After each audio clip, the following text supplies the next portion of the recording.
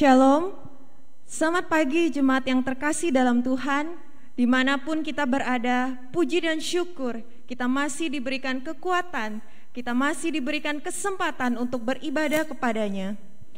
Tidak terasa kita sudah melewati 1 bulan di tahun 2021 ini. Kita patut bersyukur karena begitu banyak kasih dan anugerah Tuhan yang melimpah dalam setiap perjalanan kita selama 1 bulan ini. Di tengah persoalan, pergumulan kita tahu kita menghadapinya bersama Tuhan kita. Mari saya mengajak setiap kita untuk masuk dalam hadirat-Nya. Namun mari sebelumnya kita mengambil saat teduh sejenak.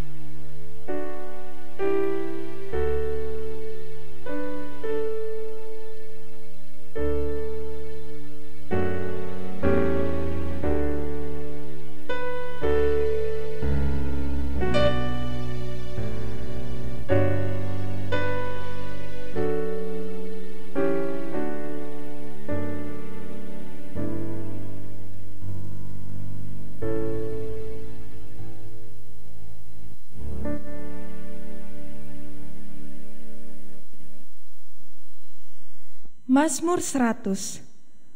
Bersorak-soraklah bagi Tuhan, hai seluruh bumi, beribadahlah kepada Tuhan dengan sukacita. Datanglah di hadapannya dengan sorak-sorai.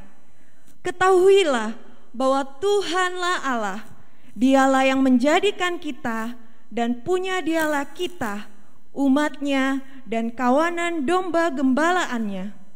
Masuklah melalui pintu gerbangnya dengan nyanyian syukur, ke dalam pelatarannya dengan puji-pujian. Bersyukurlah kepadanya dan pujilah namanya. Sebab Tuhan itu baik, kasih setianya untuk selama-lamanya, dan kesetiaannya tetap turun-temurun. Saya mengajak kita bersama menaikkan pujian ini. Datanglah ke bait-Nya dengan hati bersyukur.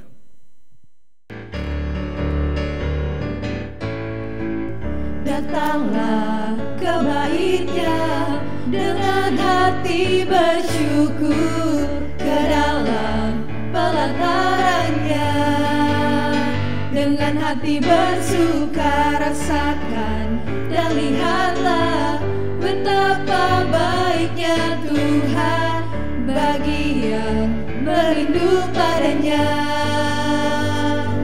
Akan bersorak-sorai, akan bersorak-sorai, bersyukurlah kepada Tuhan, sebab Dia baik, bahwasanya untuk selamanya kasih setianya.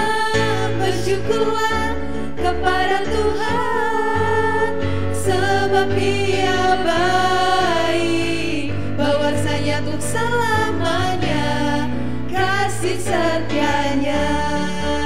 Dengan penuh sukacita, datanglah ke bait-Nya dengan hati bersyukur, ke dalam pelataran-Nya dengan hati bersuka rasakan dan lihatlah betapa baiknya Tuhan bagi yang merindu padanya.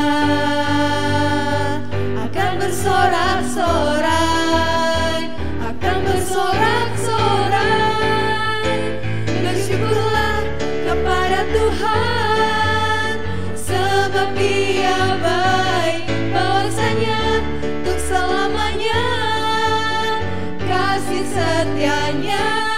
Bersyukurlah kepada Tuhan, sebab Dia baik, bahwasanya untuk selamanya kasih setianya. bahwasanya bahwasanya untuk selamanya, bahwasanya untuk selamanya, bahwasanya untuk selamanya kasih setianya. Bersyukurlah. Puji nama Tuhan. Mari kita bersatu dalam doa. Bapa, kami sungguh bersyukur atas setiap kebaikan Tuhan dan kasih Tuhan dalam hidup kami. Kami bersyukur punya Allah yang begitu mengasihi kami, yang mengaruniakan Tuhan Yesus untuk mati di atas kayu salib, menebus setiap dosa kami, umat-umat-Mu.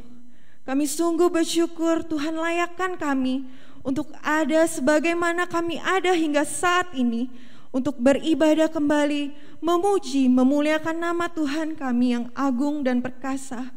Kami sungguh bersyukur ya Tuhan, kami ingin menyerahkan ibadah kami ini, pujian dan sembah kami, dan kerinduan hati kami untuk memperkaya iman kami melalui kebenaran firman Tuhan yang akan disampaikan. Bila Tuhan, kami rindu Roh Kudus-Mu memenuhi setiap hati kami, menjamah kami melalui ibadah ini. Terpujilah nama-Mu ya Tuhan, hanya di dalam nama Yesus kami berdoa dan bersyukur. Amin. Saudara-saudari, kita menyadari dalam hidup kita tak pernah luput dengan yang namanya kesusahan. Hal yang membuat kita sedih, ataupun tak jarang kita harus menghadapi pencobaan dalam hidup ini. Tapi pujian berikut ini mengingatkan kita bahwa ada satu nama yang senantiasa menjadi penolong hidup kita, yang senantiasa menghibur hidup kita. Dialah Yesus. Kita naikkan pujian KPPK 217, ingat akan nama Yesus.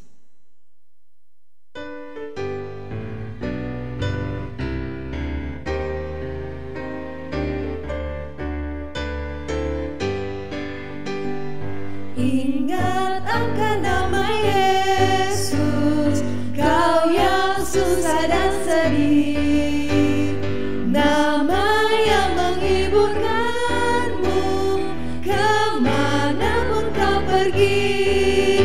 Indahlah namanya, pengharapan hidupku. Indahlah namanya,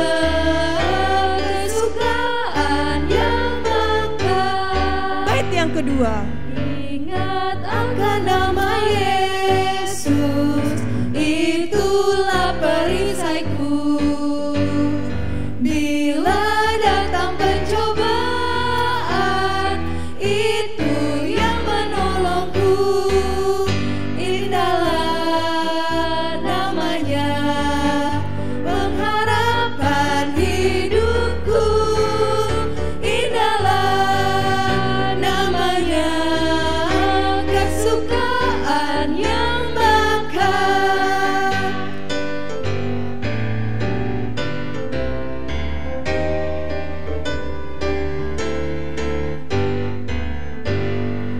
Indah harum nama Yesus, ku suka menuturkan, ku beroleh penghiburan dan hatiku bergema.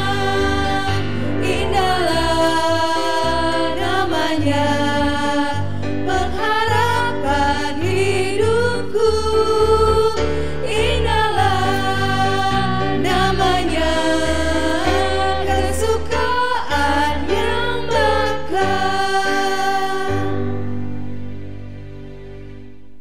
Sungguh indah nama Yesus.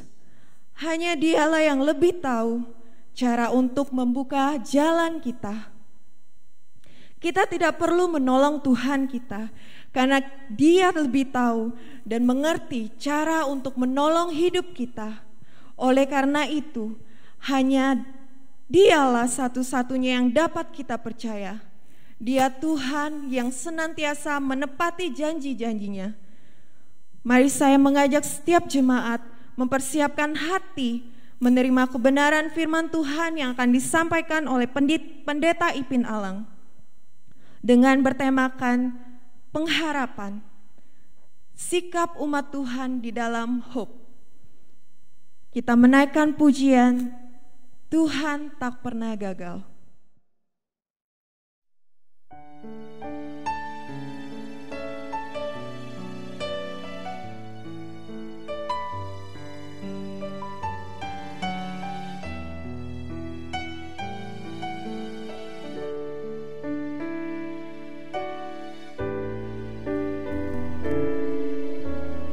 Engkau yang lebih tahu cara untuk menolak jalanku.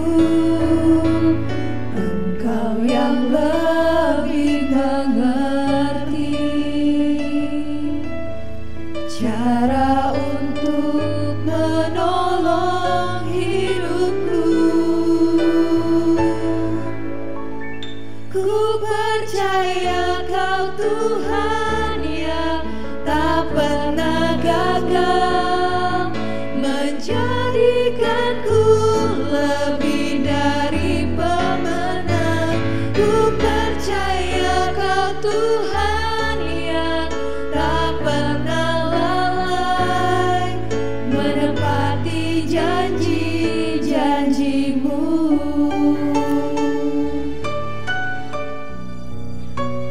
Dialah Tuhan yang lebih tahu cara membuka setiap jalan kita.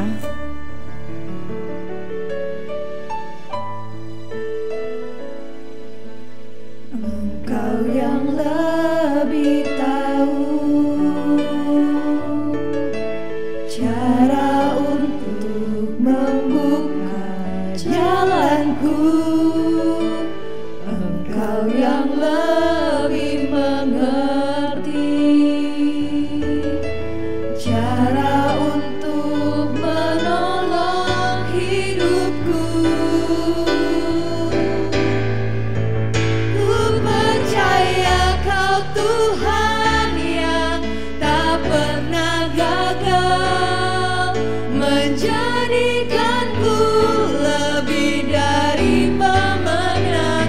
Ku percaya Kau Tuhan yang tak pernah lalai, menepati janji-janji-Mu.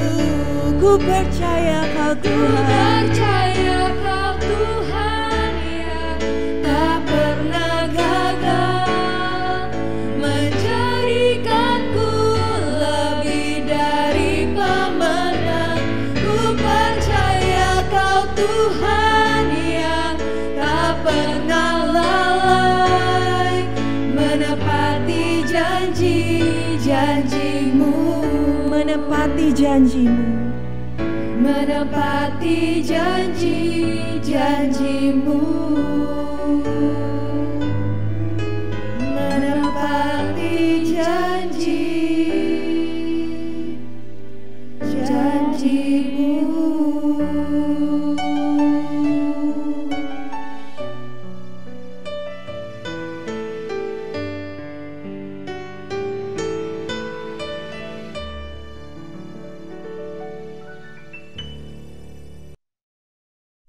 Mari kita berdoa sebelum kita mendengarkan firman Tuhan. Tuhan, terima kasih karena ada kesempatan bagi kami untuk kembali ke hadapan Tuhan, untuk mendengar kebenaran-Mu, untuk mendengar firman-Mu. Sebab kami tidak bisa hidup tanpa firman yang keluar dari mulut Allah. Firman Tuhan adalah sumber iman, sumber pengharapan, dan itu juga adalah janji-janji Tuhan. Di dalam janji-Mu ada pengharapan akan setiap perkataan Tuhan. Terima kasih Tuhan, sebab kami tahu bahwa Engkau tidak pernah lupa akan janji-Mu. Kau tidak pernah lalai akan setiap janji-janji-Mu. Karena hal itu maka kami boleh percaya, kami boleh beriman, kami boleh berharap pada Tuhan. Berkatilah kami hari ini dan berbicaralah kepada kami, karena hati kami siap akan kebenaran-Mu. Dan sampaikan isi hati-Mu yang terindah, yang terbaik bagi setiap kami. Terpujilah Engkau Tuhan, dalam nama Tuhan Yesus kami berdoa. Amin. Amin.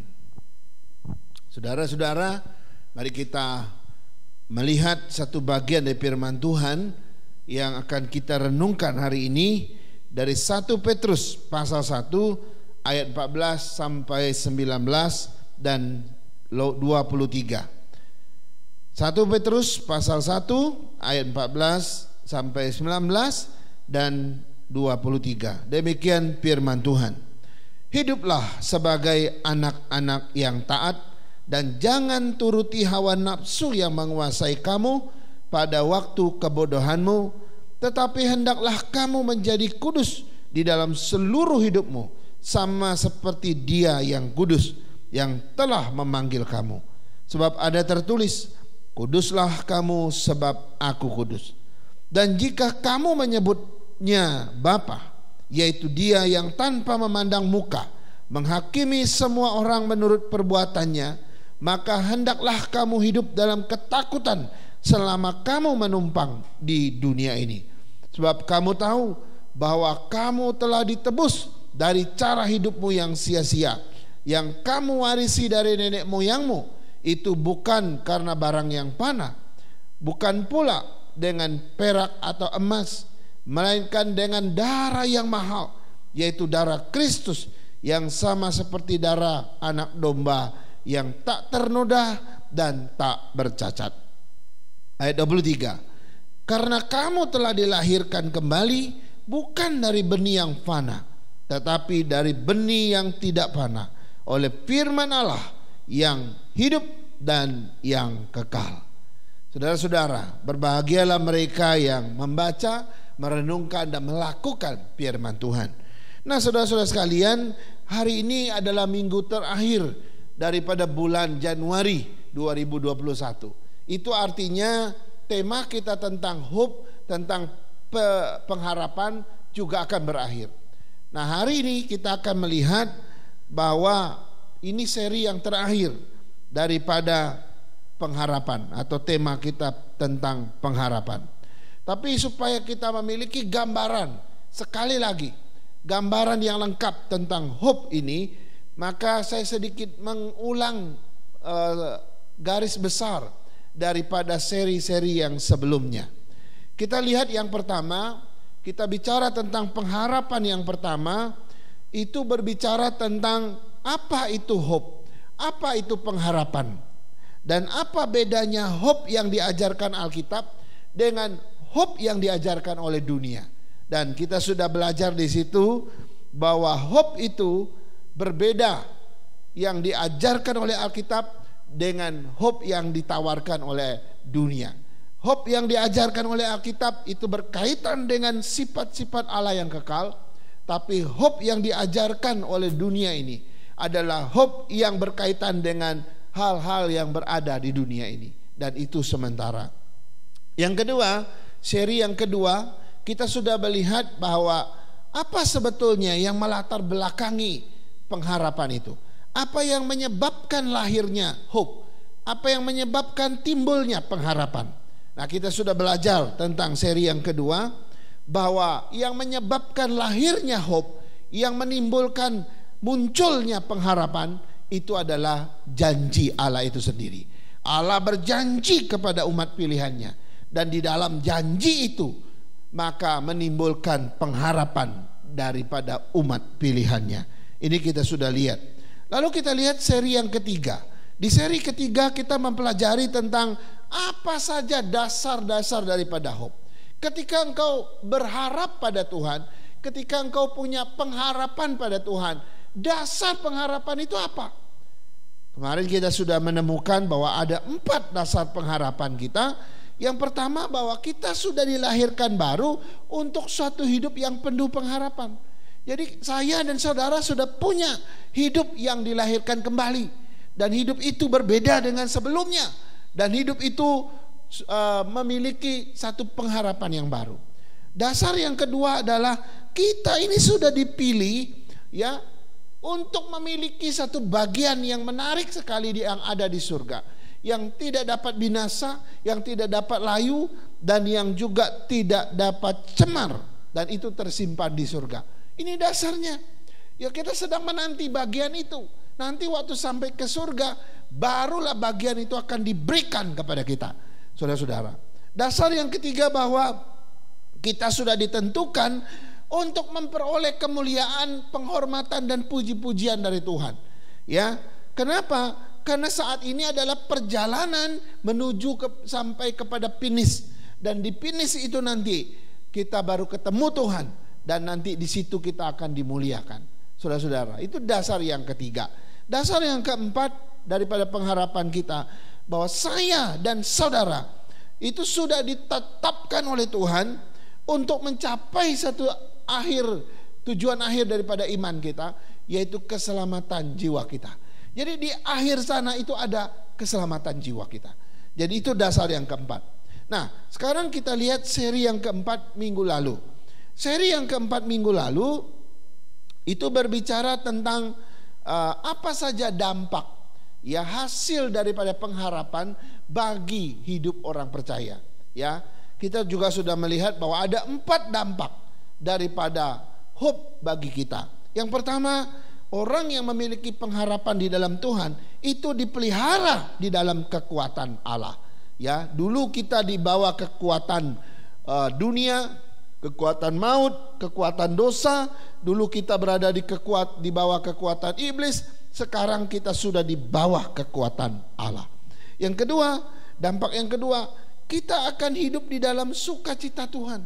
Ya, sukacita yang paradoks. Pada waktu engkau menangis, mengeluarkan air mata, engkau juga bisa mengalami sukacita surgawi di dalam Tuhan. Ya. Kemudian dampak yang ketiga, ketika engkau punya pengharapan dengan Tuhan, maka imanmu sedang dimurnikan oleh Tuhan. Selama pengharapan itu masih ada, belum digenapi, engkau belum sampai titik akhir, engkau masih menantikan untuk ketemu dengan Tuhan, maka selama itu hidupmu artinya imanmu terus dimurnikan. Yang terakhir, dampak daripada pengharapan, kita akan makin mengasihi Tuhan. Saudara-saudara, luar biasa di dalam firman Tuhan ini.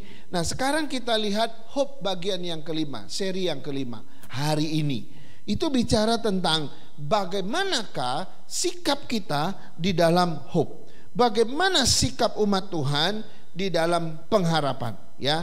Atau dengan kata lain, apa saja sikap yang harus kita miliki ketika kita hidup di dalam hope, hidup di dalam pengharapan kepada Tuhan. Nah, saudara, saya menemukan di dalam teks yang kita baca, paling tidak ada 3 sikap yang luar biasa yang harus saya punya, yang harus saudara punya ketika kita hidup di dalam pengharapan akan Tuhan. Yang pertama itu adalah sikap di dalam hope kepada Tuhan adalah tetap taat sama Tuhan. Ingat ya, tetap taat sama Tuhan. Ayat 14, saya baca buat kita. Ayat 14. Hiduplah sebagai anak-anak yang taat, dan jangan turuti hawa nafsu yang menguasai kamu pada waktu kebodohanmu.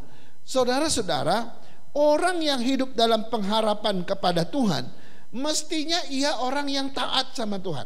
Ingat nih baik-baik, ini kebenarannya. Kalau saya seorang yang hidup dalam pengharapan akan Tuhan, maka saya mestinya hidup taat sama Tuhan, ya. Kenapa? Karena orang yang punya hope, ia pasti taat. Dan orang yang taat itu tanda orang yang punya hope. Saudara-saudara, jika ada orang berkata, aku punya hope, tapi dia hidup tidak taat sama Tuhan, maka saya tidak bisa percaya kalau hope-nya adalah hope dari Tuhan. Ia pasti bohong. Sebab kenapa? Karena ketaatan kepada Tuhan itu adalah satu tanda kita memiliki hope yang benar kepada Tuhan. Jadi pengharapan kita kepada Tuhan dan ketaatan saya kepada Tuhan, ini adalah 2 hal yang harus berbanding lurus di dalam perjalanannya, ya. Tidak boleh berbanding terbalik, ya. Kalau engkau punya hope, pasti engkau juga orang yang taat. Kalau engkau orang yang taat, pasti engkau punya hope di dalam Tuhan. Itu berbanding lurus, gak mungkin berbanding terbalik. Kalau engkau punya hope dalam Tuhan, tapi satu sisi engkau tidak taat sama Tuhan, maka saya bisa pastikan engkau bukan seorang yang punya hope. Karena hope dan ketaatan itu berbanding lurus. Nah, saudara-saudara, saya mau kasih tahu latar belakang daripada firman Tuhan yang kita baca tadi. 1 Petrus ini atau surat 1 Petrus ini ditulis oleh Rasul Petrus. Nah, sebenarnya surat ini ditujukan kepada orang-orang Kristen yang tersebar sebagai pendatang di beberapa kota atau beberapa pulau di Asia Kecil, ya. Misalnya di Pontus, ini orang-orang Kristen yang tersebar di Pontus, di Galatia, di Kapadokia, ya, Kapadokia, di Asia Kecil dan di Bitinia, ya. Itu ada 6 wilayah.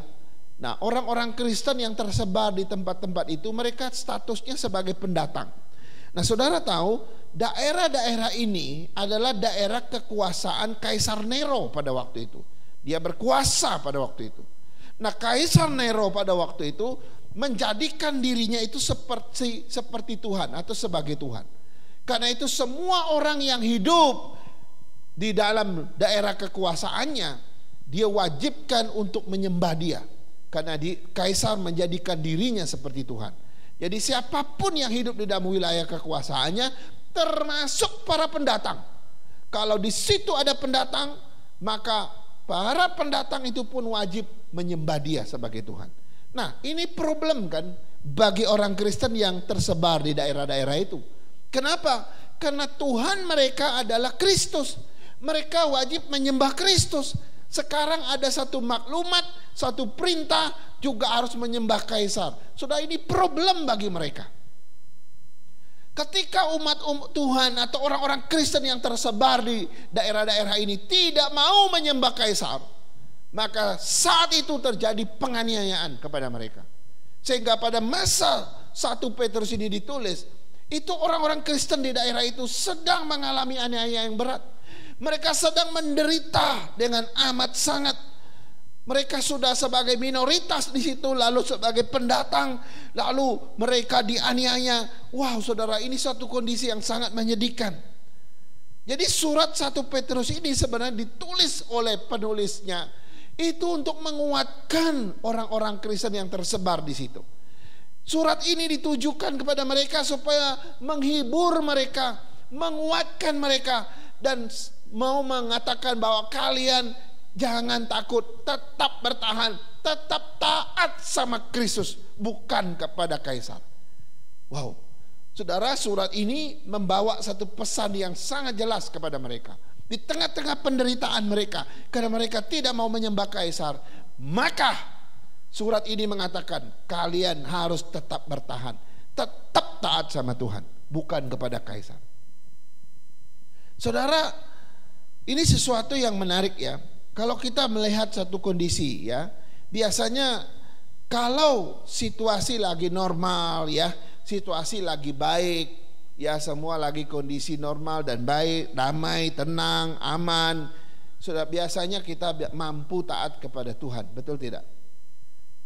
Umumnya manusia bisa taat kepada siapa saja kalau kondisinya tak tenang, damai ya, tentram dan sebagainya. Tapi ketika situasi berubah menjadi tidak normal, di situ kita menderita, kita teraniaya, kita nggak bisa taat lagi sama Tuhan. Kita bahkan nggak bisa setia lagi sama Tuhan. Nah, ini biasanya terjadi. Nah, bagaimana dengan kita, saudara?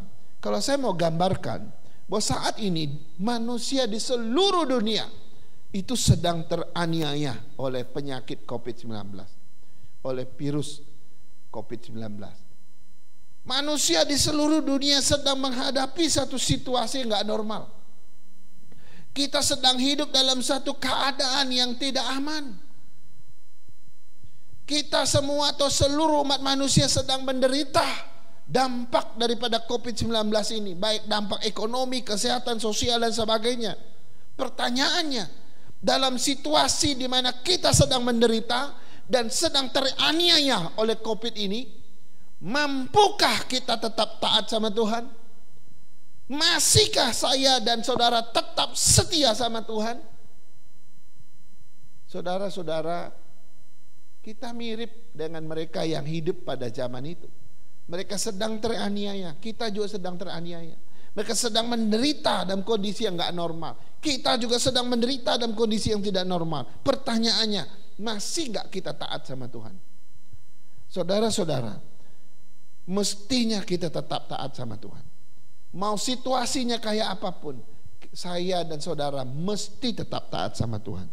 Saudara, dua istilah ini dipakai ya di dalam Alkitab untuk membedakan orang yang taat kepada Tuhan dengan orang yang tidak taat kepada Tuhan. Ya, ada yang disebut dengan obedient children, ya, children atau anak-anak taat, atau juga dibedakan dengan istilah yang lain, the son of disobedient, ya, yaitu anak-anak durhaka. Jadi Alkitab selalu pakai dua istilah itu. Ada anak-anak taat, ada anak-anak durhaka. Di mata Tuhan tuh ada dua anak yang memiliki status ini. Status pertama anak-anak taat. Status kedua anak-anak durhaka. Ini anak-anak yang tidak taat. Nah, Alkitab membedakan itu kenapa? Yang dimaksud dengan anak-anak taat adalah orang-orang yang percaya, yang memiliki pengharapan di dalam Tuhan. Karena pengharapan mereka, maka mereka taat sampai akhir. Tapi anak-anak durhaka ini bicara tentang orang-orang dunia yang tidak punya pengharapan kepada Tuhan. Karena itu mereka durhaka, mereka nggak taat sama Tuhan. Pertanyaannya, kita sih yang mana? Apakah kita adalah obedient children atau kita adalah the son of disobedient?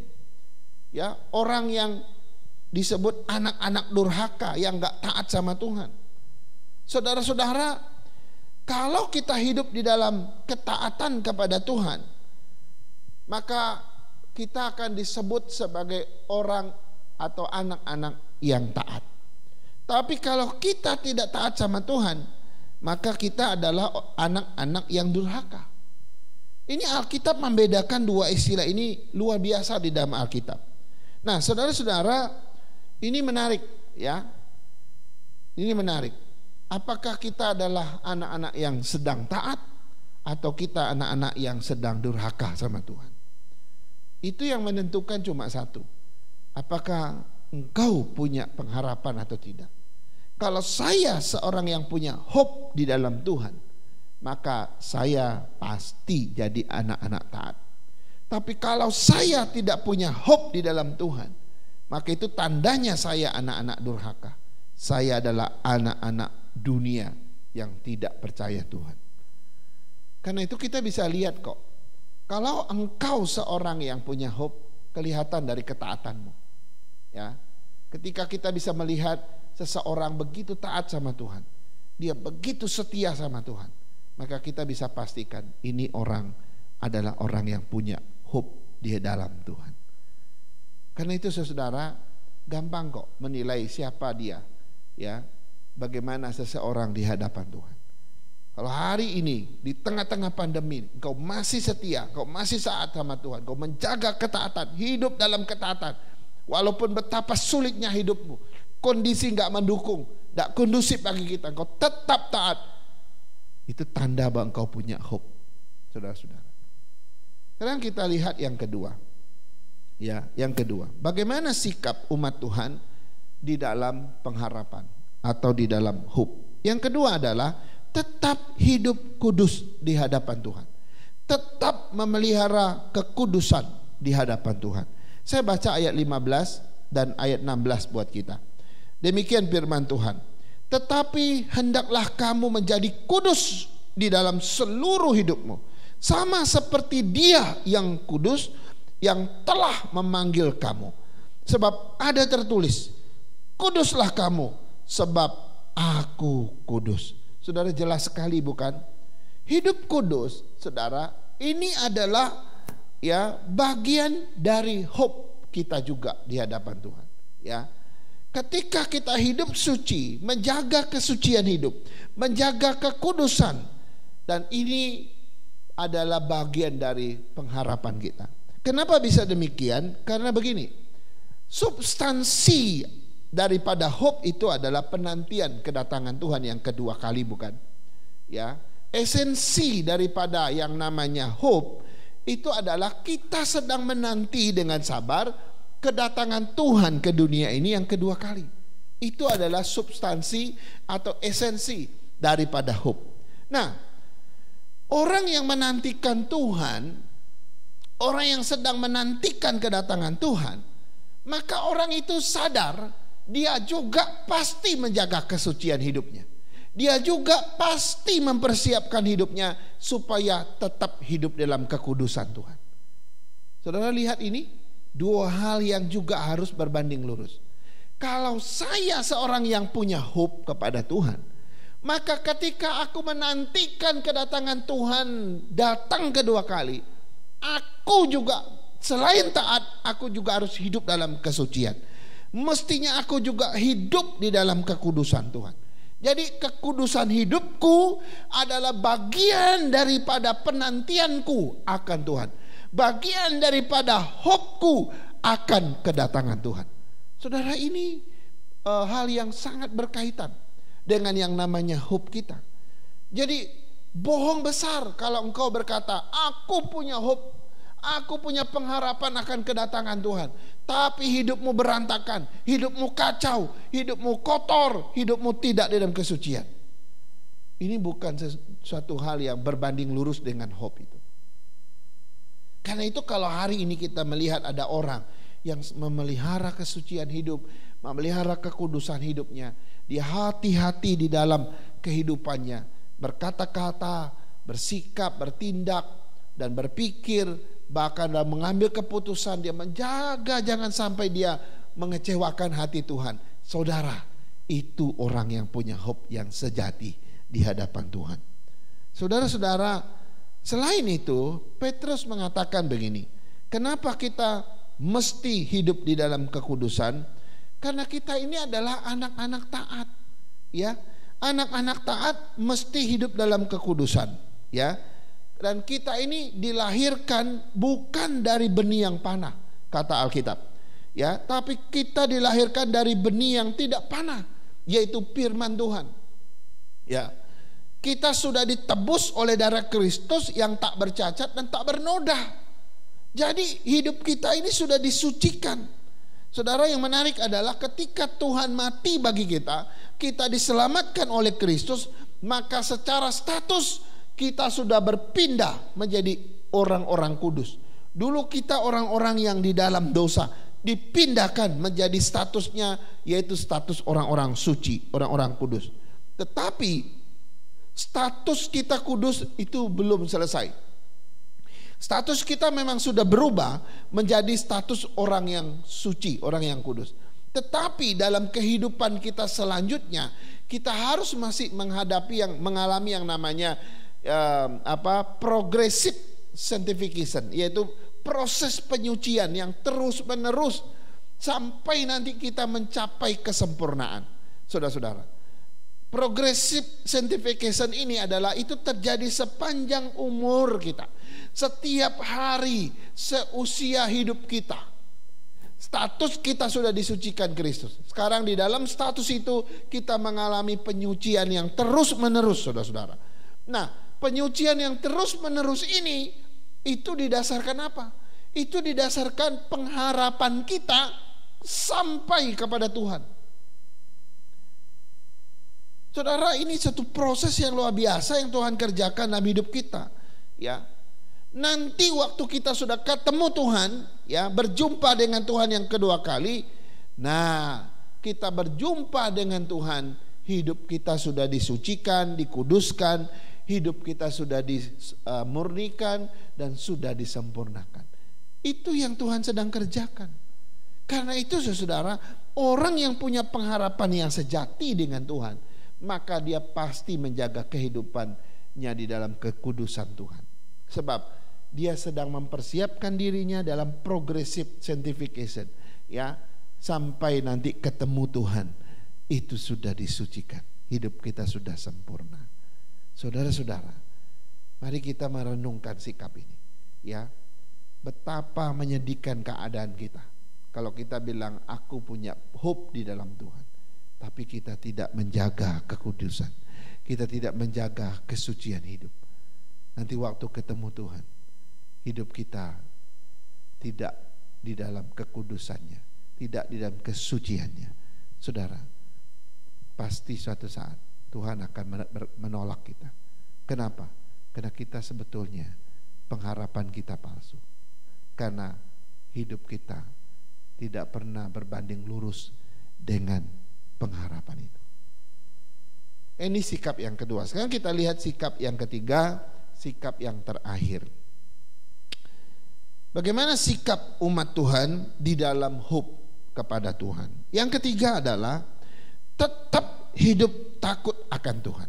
Ya, kita mesti bersikap tetap takut akan Tuhan. Saya mau baca ayat 17 buat kita. Ya, ayat 17 berkata begini. Dan jika kamu menyebutnya Bapa, yaitu Dia yang tanpa memandang muka menghakimi semua orang menurut perbuatannya, maka hendaklah kamu hidup dalam ketakutan selama kamu menumpang di dunia ini. Saudara-saudara, hidup takut akan Tuhan juga adalah sikap kita di dalam pengharapan. Ya, bahwa orang yang punya pengharapan kepada Tuhan pasti juga hidup takut akan Tuhan. Saudara, ini juga berbanding lurus dengan hope kita.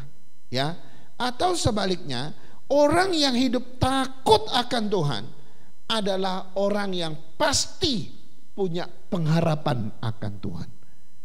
Ya, kalau engkau berkata aku takut akan Tuhan, maka saya bisa pastikan jika engkau hidup di dalam takut akan Tuhan, itu tanda engkau punya harapan. So kalau orang nggak punya pengharapan akan Tuhan, dia takut siapa? Kita kalau nggak punya harapan sama Tuhan, ya, maka kita nggak perlu takut sama Tuhan, kan? Itu selalu berbanding lurus begitu. Banyak orang yang hidupnya sembarangan, hidupnya jahatnya di dunia ini. Itu pasti orang tuh nggak punya pengharapan akan Tuhan. Tapi coba kalau dia punya pengharapan akan Tuhan, pasti dia ketakutan hidup sembarangan. Sebab dia nanti tahu Tuhan akan menghukum dia. Saudara, Filipi 2 ayat 12 mengatakan begini. Paulus menulis ya di dalam Filipi 2 ayat 12. Hai saudara-saudaraku yang kekasih, kamu senantiasa taat, karena itu tetaplah kerjakan keselamatanmu dengan takut dan gentar. Saudara, menarik ya. Tetap kerjakan keselamatanmu dengan takut dan gentar. Saudara, ini enggak main-main. Kita mesti hidup dengan takut dan gentar, mengerjakan keselamatan kita dengan takut dan gentar. Sebab rasa takut dan gentar akan Tuhan itu adalah satu tanda, satu ciri seseorang berpengharapan akan Tuhan. Jadi kalau ada orang bilang punya hope kepada Tuhan, ia pasti tidak mau hidup sembarangan. Ia pasti tidak mau hidup dalam dosa. Dia pasti tidak mau hidup suka-suka dia. Dia pasti tidak mau hidup tidak menghormati Tuhan. Kalau engkau punya rasa takut akan Tuhan, kau pasti hidup hati-hati dan kau akan takut akan Tuhan. Saudara, di dalam Alkitab ada dua jenis rasa takut akan Tuhan. Ya. Dua jenis atau dua macam rasa takut akan Tuhan. Yang pertama itu rasa takut kepada Tuhan secara negatif, ya. Yang kedua itu takut akan Tuhan secara positif. Nah, dari negatif dan positif kita udah bisa bedain mana yang benar, ya. Ada orang takut kepada Tuhan secara negatif, ada juga orang yang takut kepada Tuhan secara positif. Tetapi yang Tuhan terima cuma satu saja, yaitu yang positif. Nah, bagaimana menjelaskannya? Yang pertama, orang yang takut secara negatif ini berkaitan dengan penghukuman Tuhan, berkaitan dengan penghakiman Tuhan, ya. Sebab Tuhan dikatakan oleh Alkitab, Tuhan tanpa memandang muka akan menghakimi setiap orang sesuai perbuatannya. Lalu waktu orang mendengar itu dia takut.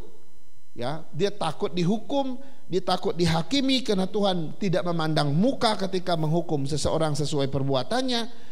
Karena dia takut akan penghukuman Tuhan, takut akan penghakiman Tuhan, maka dia jadi takut sama Tuhan.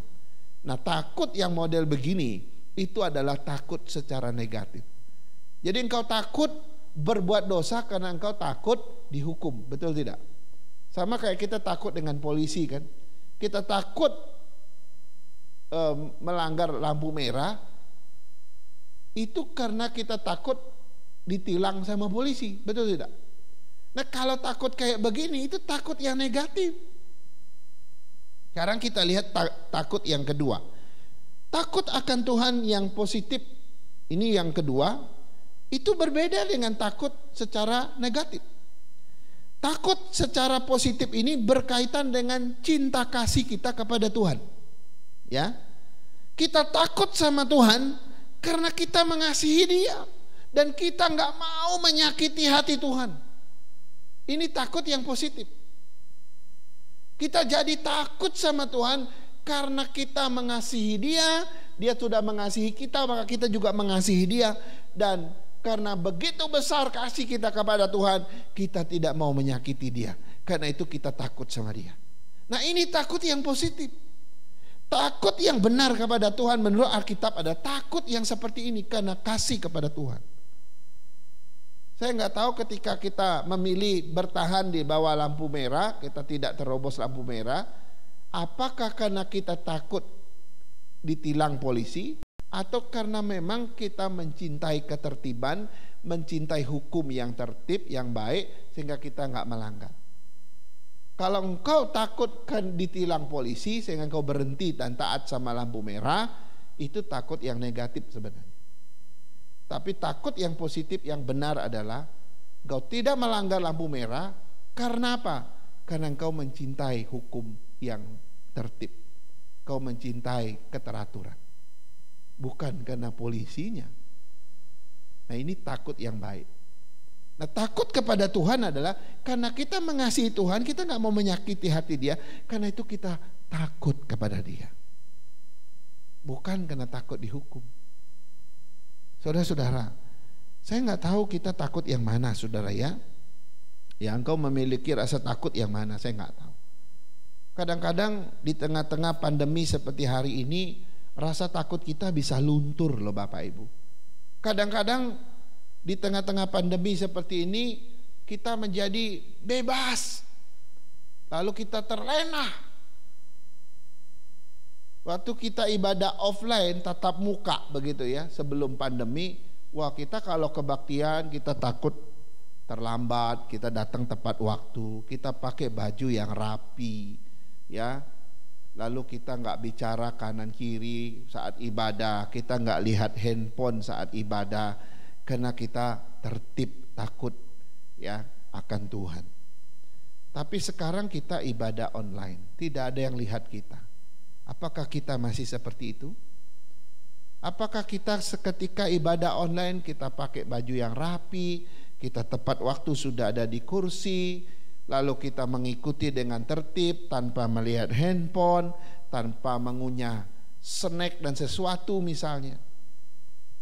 Saudara, kadang-kadang sesuatu diloskan Tuhan untuk melihat kita sebenarnya takut yang positif atau takut yang negatif. Kalau waktu offline kita begitu tertib ibadah, kita pikir ini takut yang luar biasa. Tapi begitu online, engkau tidak seperti itu lagi, maka keaslianmu terlihat oleh Tuhan. Kau sebenarnya enggak takut sama Tuhan, kau enggak hormat sama Tuhan. Ya, di tempat tersembunyi di mana engkau ibadah yang orang lain enggak lihat, engkau pun berubah menjadi orang yang enggak tertib, yang engkau sembarangan. Maka itu membuktikan bahwa engkau seorang yang tidak menghormati Tuhan. Kadang-kadang ada maksud Tuhan di balik pandemi ini. Dia ingin melihat kita, iman kita seperti apa yang sebenarnya. Justru dengan masa pandemi ini akan membongkar iman kita yang sebenarnya. Pengharapan kita yang sesungguhnya seperti apa sebenarnya. Akan terlihat keaslian kita. Kalau kita betul punya pengharapan, mau offline mau online, kita akan tetap takut akan Tuhan. Mari kita bersikap yang positif di dalam pengharapan kita akan Tuhan. Mari kita berdoa. Tuhan, terima kasih, kami bersyukur atas firman-Mu. Hari ini kami terus diingatkan dan ditegur oleh firman Tuhan. Ketika kami punya pengharapan, maka kami juga harus punya sikap-sikap yang mulia di dalamnya. Pertama, kami mesti takut senantiasa akan Tuhan, mesti hidup dalam kesucian Tuhan, dan kami mesti taat kepada Tuhan sepanjang hidup kami. Tuhan, terima kasih, berkati kami, berkati umat-Mu. Biarlah pada masa-masa ini pun Tuhan, tidak ada yang mengubah rasa takut kami akan Tuhan, dan juga tidak akan mengubah pengharapan kami akan Engkau. Kami tetap berharap yang sejati akan Tuhan. Berkati setiap umat-Mu. Kami boleh mengakhiri tema ini selama 5 minggu, dan boleh mendengarnya secara sempurna dan lengkap, dan kami boleh hidup dalam pengharapan yang benar. Dalam nama Yesus kami berdoa. Haleluya. Amin. Amin. Baik jemaat yang terkasih dalam Tuhan, setelah kita mendengarkan firman Tuhan, bagaimana kita harus bersikap di dalam hope kita, biarlah kita boleh setia mengerjakan ketaatan kita di dalam pengharapan itu, sehingga kita boleh menjadi alat Tuhan dan saksinya dimanapun kita berada. Kita menaikkan pujian, betapa hatiku berterima kasih untuk meresponi firman Tuhan.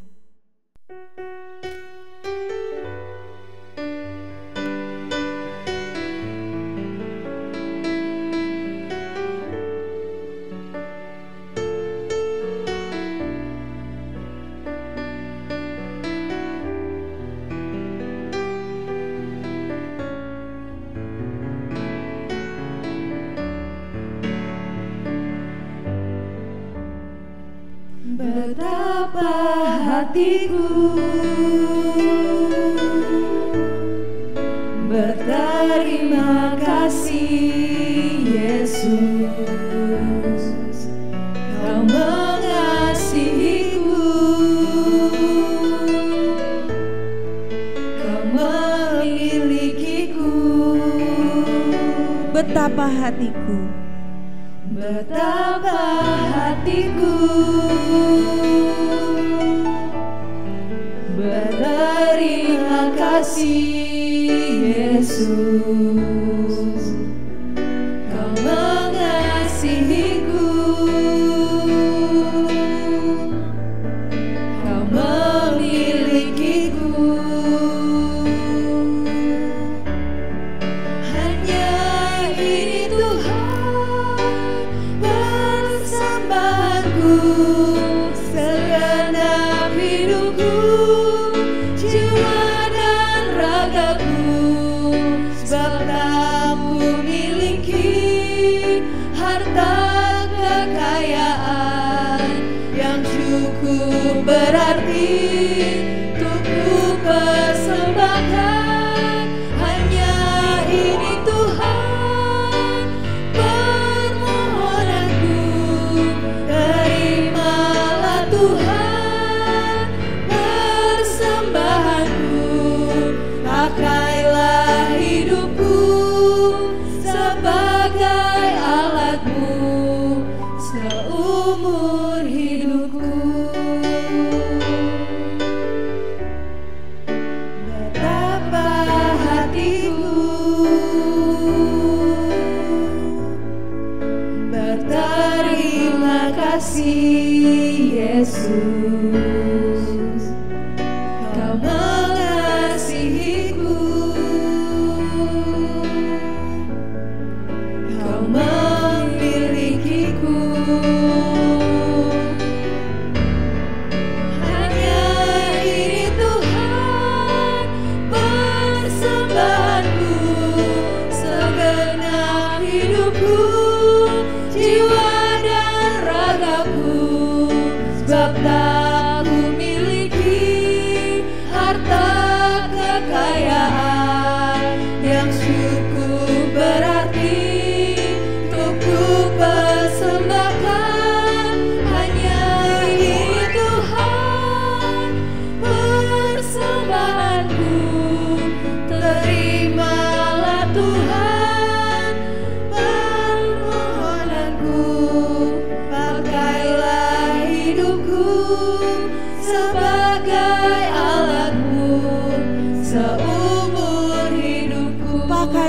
hidupku.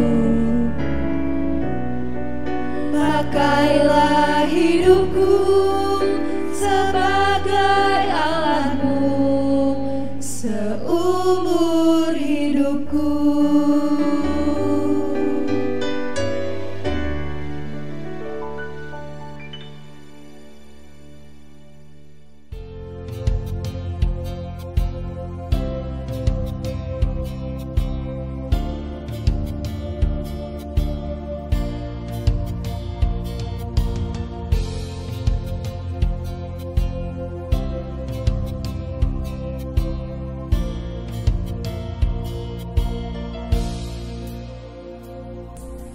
Kasih-Mu, karya-Mu nyata dalamku.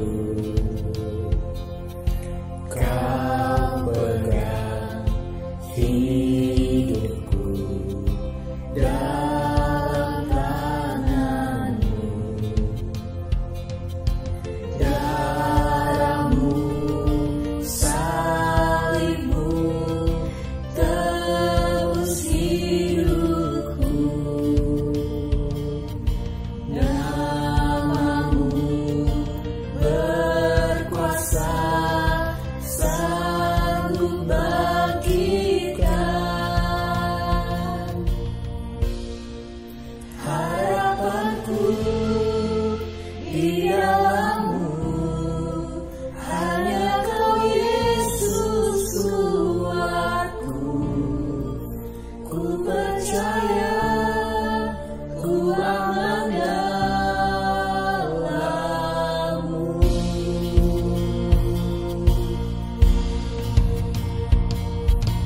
Kasih-Mu, karya-Mu nyata dalamku. Kau pegang hidupku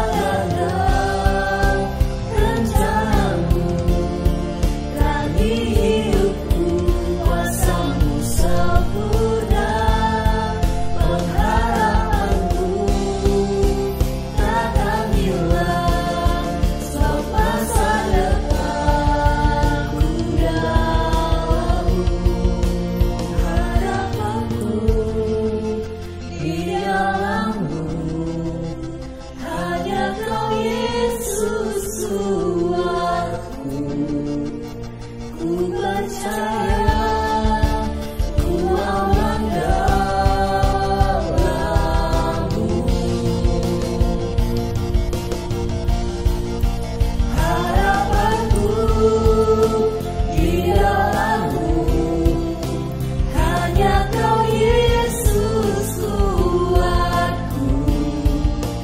Ku percaya, ku aman dalammu.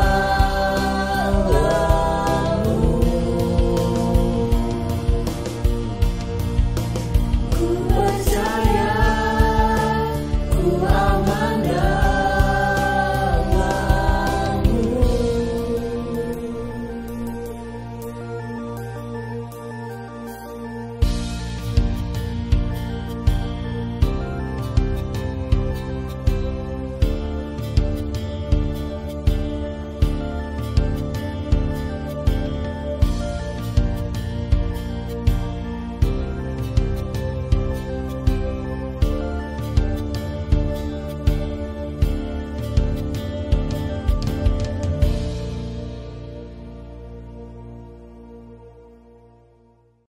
Baik jemaat Tuhan, kita akan akhiri ibadah kita dengan pujian doksologi.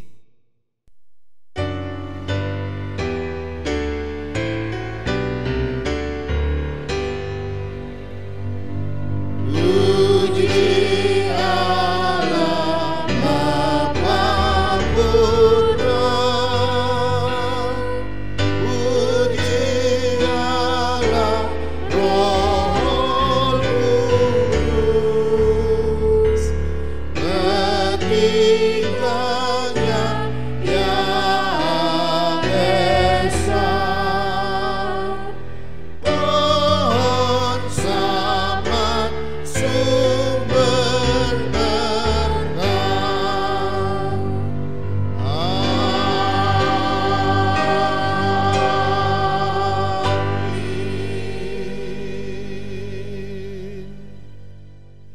Jemaat Tuhan yang Tuhan Yesus kasihi, marilah kita kembali ke tempat kita masing-masing. Kita pulang sebagai orang yang tetap taat kepada Tuhan. Kita pulang sebagai orang yang menjaga kekudusan hidup. Dan kita pulang sebagai orang yang mengasihi Tuhan dan mencintai Tuhan. Dan terimalah berkat Tuhan. Kiranya kasih dari Allah Bapa kita, anugerah dari Tuhan kita Yesus Kristus, penghiburan dan penyertaan dari Allah Roh Kudus, kiranya memimpin dan menyertai saudara-saudara sekalian hari ini, besok dan seterusnya sampai hari Maranatha. Tuhan Yesus datang menjemput kita sale-salenya. Amin. Amin.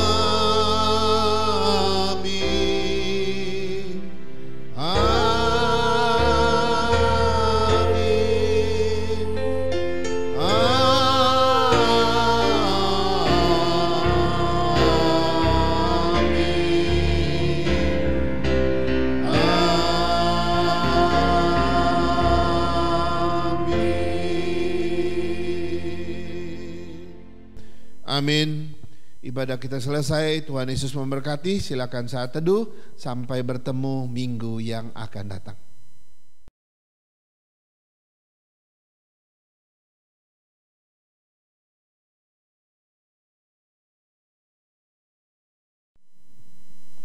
Shalom saudara-saudara sekalian, senang sekali bisa bertemu kembali dan bisa beribadah bersama dengan Bapak Ibu dimanapun berada. Saya berdoa kita tetap sehat, kita tetap dalam kondisi yang baik-baik semua dan tanpa kekurangan satu apapun.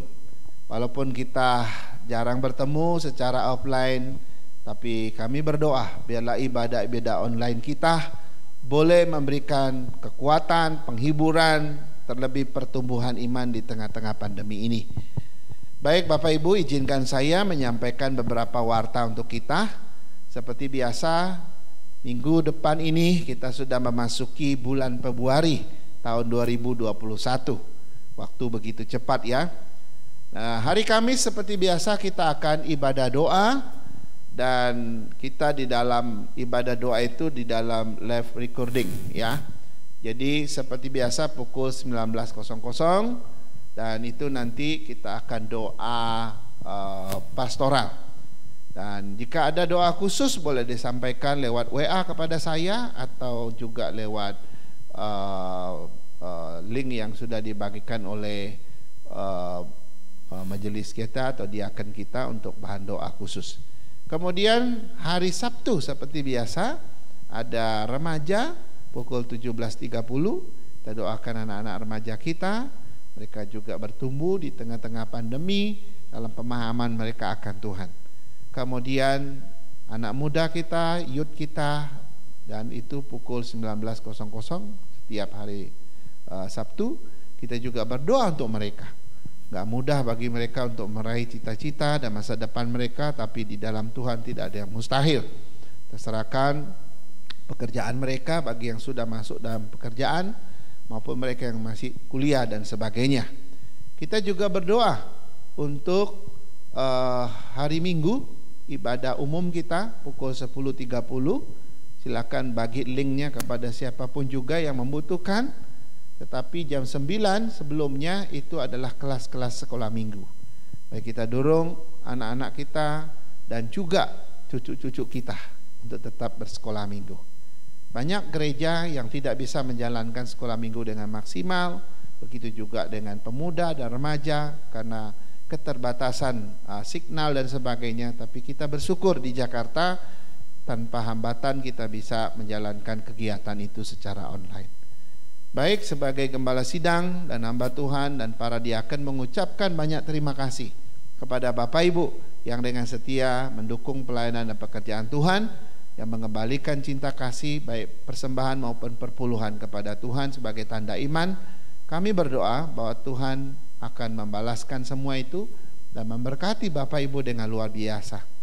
Dan kiranya Tuhan menolong kita sampai bertemu minggu yang akan datang. Tuhan Yesus memberkati.